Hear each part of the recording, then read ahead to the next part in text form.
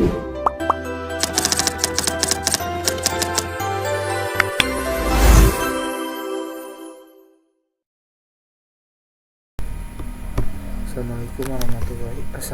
warahmatullahi wabarakatuh. Di sini saya akan menjelaskan tentang akses mikrotik. Metode akses mikrotik: 1. Keyboard, serial console, remote server, telnet atau SSH, Winbox, FTP, API, QuickSet dan Wi-Fi, HTTP, MAC, telnet, lokal Winbox, serial menu, mikrotik, pickup. Akses virtual router mikrotik, NetLab with Winbox. Persiapkan environment PetLab yang sudah tersedia perangkat virtual mikrotik.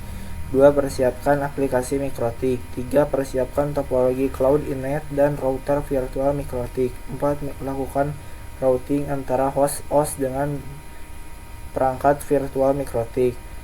5. Connect virtual mikrotik using Winbox. Akses real router with mikrotik with Winbox. Cara paling mudah dalam mengakses dan mengonfigurasikan router mikrotik adalah menggunakan Winbox Real Device. Untuk aplikasi Winbox available on Windows terkait macOS dan Linux bisa menggunakan pihak ketiga. Antara router dan laptop dihubungkan menggunakan kabel LAN. Available access by MAC and IP address. User admin password blank. Akses router Winbox. Pengenalan hostname dan IP address. Uji coba. 1. Login Winbox with MAC address. 2. Login Winbox with IP address. Akses virtual router mikrotik NetLab with Winbox. NetLab lab alat emulator jaringan paket. 2. Persiapkan environment NetLab yang sudah tersedia perangkat virtual mikrotik. 3. Persiapkan aplikasi Winbox. 4. Lakukan koneksi antara ISP dengan router. 5. Connect virtual mikrotik using Winbox. Tampilan mikrotik pada Winbox seperti ini. Mengakses router board with Webfig. Webfig diperkenalkan sejak router W5.0 dengan fungsi yang sama dengan Winbox. Support IPv4 dan IPv6. Support HTTP and HTTPS sebagai alternatif Winbox. Untuk akses router board via Webfig bisa dengan mengetik IP router pada browser HTTP IP router. QuickSet. 1. Konfigurasi cepat. 2. Settingan dasar router dalam satu tampilan. 3. Dapat diakses melalui Winbox atau Webfig. Remote access telnet dan SSH based on terminal command line interface.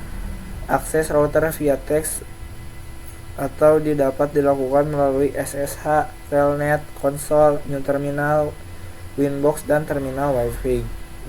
Digunakan untuk merunning script atau ketika akan mengakses router dengan keterbatasan bandwidth. Untuk mengakses router via remote SSH. Serial console. Serial console digunakan apabila kita lupa atau salah dan telah mendisable semua interface pada mikrotik. Serial console dibutuhkan saat kita menggunakan net install. Remote via serial console membutuhkan kabel DB9 atau konverter USB ke DB9. Menggunakan program hyperterminal, baud rate 115.200, database 8, parity none, stop bit 1 dan flow control none. Cara menggunakan serial console: 1. Masuk ke terminal seperti putih. 2. Pilih connection tipe serial dan sesuaikan serial line COM yang dapat dilihat pada serial manager. 4. Lalu speed baud rate 115.200 khusus perangkat mikrotik. Itu saja yang bisa saya sampaikan. Wassalamualaikum warahmatullahi wabarakatuh.